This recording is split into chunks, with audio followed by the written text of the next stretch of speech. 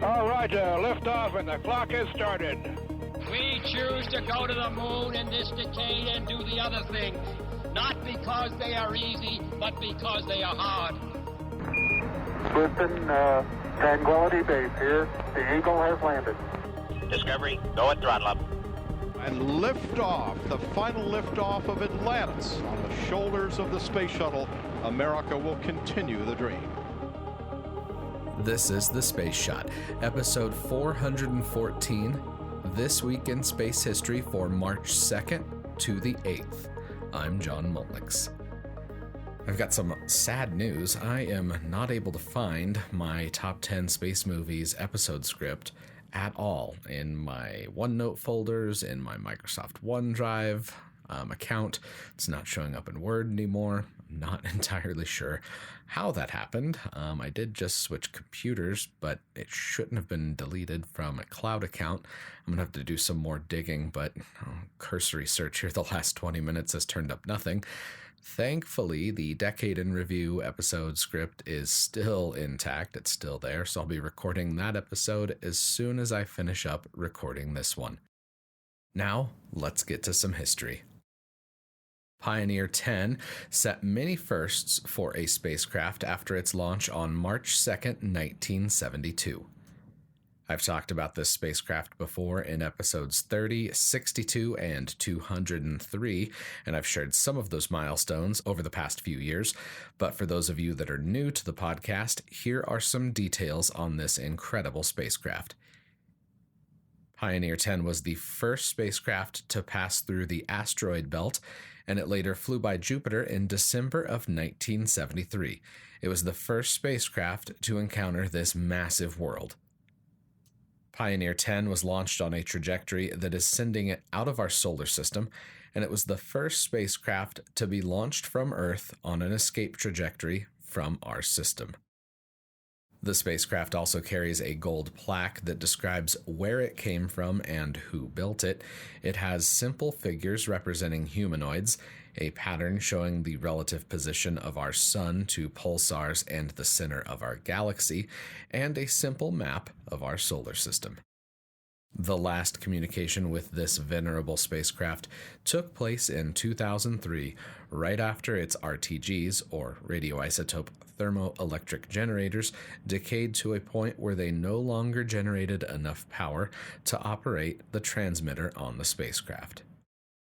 Now we've got some shuttle history. The Space Shuttle Endeavour launched on March 2nd, 1995 on a 16-day, 15-hour-long mission, which was the third longest flight of the shuttle program. There were 7 astronauts on board Endeavour, along with instruments to study the ultraviolet spectrum of astronomical objects. The Astro 2 experiment was a Spacelab mission specifically designed to conduct astronomical observations in the UV region of the electromagnetic spectrum. Astronauts were able to select from a list of different astronomical objects, which, quote, ranged from some inside the solar system to individual stars, nebula, supernova remnants, galaxies, and active extragalactic objects. One of the experiments that always seemed to fly on a shuttle flight were the protein crystal growth experiments. You've probably heard me mention protein crystal growth before, and it's not some arcane technobabble from a Star Trek episode. I'm linking to a NASA article in the show notes that explains more on this process, but here's a quick primer. Quote, space is an excellent environment to study complex three-dimensional proteins because gravity and convective forces do not get in the way of crystal formation, which allows creation of larger and more perfect crystals. With large crystals, scientists on the ground can use X-ray crystallography to determine how the protein is organized. Determining protein structures helps researchers design new drugs. Next up, we've got another Pioneer mission. Pioneer 4 launched on March 3rd, 1959. The spacecraft was launched on a lunar flyby and is now in a solar orbit. Pioneer 4 was one of the first spacecraft to be built by NASA's Jet Propulsion Laboratory. Pioneers 1, 2, and 3 all failed due to problems with their launch vehicles. Pioneer 4, while not completely successful, was still a success for NASA. Pioneer 4's trajectory sent it past the moon at a greater distance than had been planned for. The automatic camera on board the spacecraft was unable to capture pictures of the moon due to its distance away.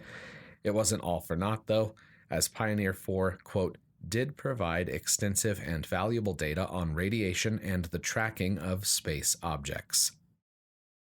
On March 3, 1969, a Saturn V rocket carrying astronauts James McDivitt, David Scott, and Russell Schweickart lifted off for the first 10-day-long mission of a shakedown cruise for the Lunar Module and Command and Service Module in Earth orbit. It's incredible to think of the progress that was made between Pioneer 4's launch in 1959 and Apollo 9's launch in 1969. Apollo 9 was the first mission with a piloted lunar module. One of the lunar module tests involved firing the descent engine on the spacecraft, while Gumdrop, the Command and Service Module, and Spider, the lunar module, were docked together. NASA history has a great write-up on the entire mission, and I'm going to be linking to it in the show notes. Here's an interesting passage from that post.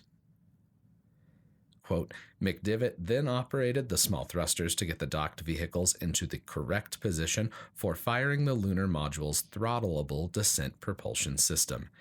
Seconds after starting the large descent engine, McDivitt shouted, "Look at that attitude ball. My God, we hardly have any errors." 26 seconds later, at full thrust, he reported that the errors were still practically non-existent. This NASA history piece continues, quote, in fact, things were going so smoothly that halfway through the 371.5-second exercise, the commander felt hungry, not an uncommon sensation with him, so he ate before crawling back into the command module.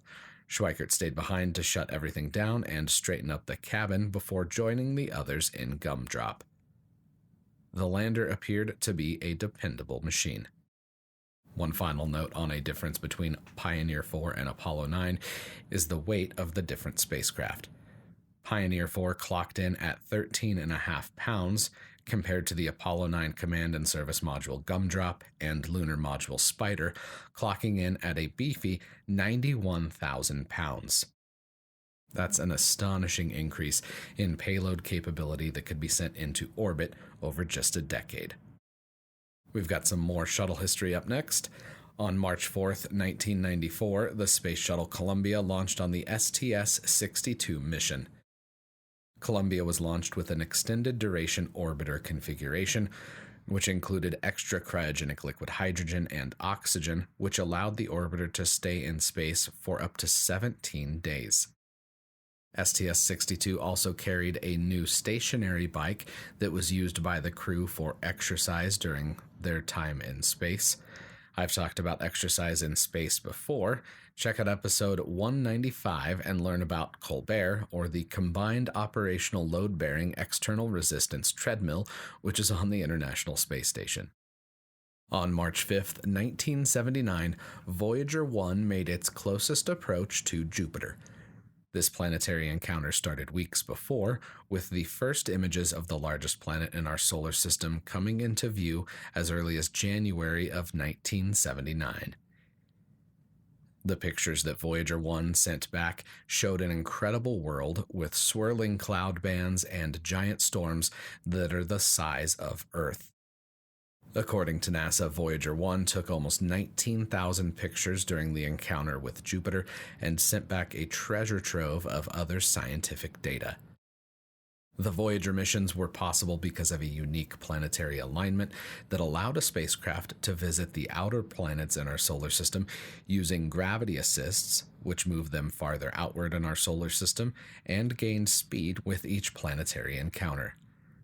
This fortuitous alignment of the outer planets occurs once every 175 years or so. The last time the planets were aligned this way before the Voyager missions was when Thomas Jefferson was president, and the next time that the planets will be aligned this way is in 2148. Voyager 1's mission wasn't done after encountering Jupiter. It had a unique course that allowed it to fly by Saturn's moon Titan at the expense of visiting other outer planets as Voyager 2 was able to accomplish. Both Voyager spacecraft were identical and carried the same science instruments and imaging systems. On March 6, 2009, a United Launch Alliance Delta II rocket launched the Kepler Space Telescope into orbit. Kepler searched the skies for nearby exoplanets that orbit stars like our Sun. It was shut down on October 30th, 2018 after running out of fuel. I'll be linking to some more on the Kepler mission in the show notes. Be sure to check out all of the resources for this incredible mission. It's remarkable to think that some of the planets that Kepler helped discover are less than twice the size of Earth and orbit their stars in the habitable zone. Even more interesting, Kepler observed exoplanets that orbit stars as close as 12 light-years away to as far as thousands of light-years away. Just a quick refresher, a light-year is a measure of distance that's a representation of how far light can travel in 1 year. If you were to measure it out with conventional units that you're familiar with, it would be about 5.9 trillion miles, or 9.5 trillion kilometers. Now, for a mission that studies objects a little bit closer to home, the Dawn spacecraft entered orbit around Ceres on March 6, 2015. Ceres is a dwarf planet that was discovered in 1801 by Italian astronomer Father Giuseppe Piazzi. Ceres is 590 miles, or about 950 kilometers across, and it represents 25% of the total mass of the asteroid belt. There's also some evidence that water could be found in a vapor form with cryovolcanoes on Ceres.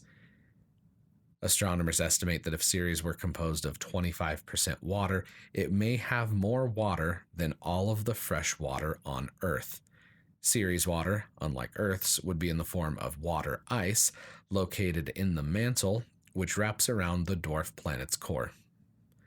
According to NASA, astronomers estimate that if Ceres were composed of 25% water, it may have more water than all of the fresh water on Earth.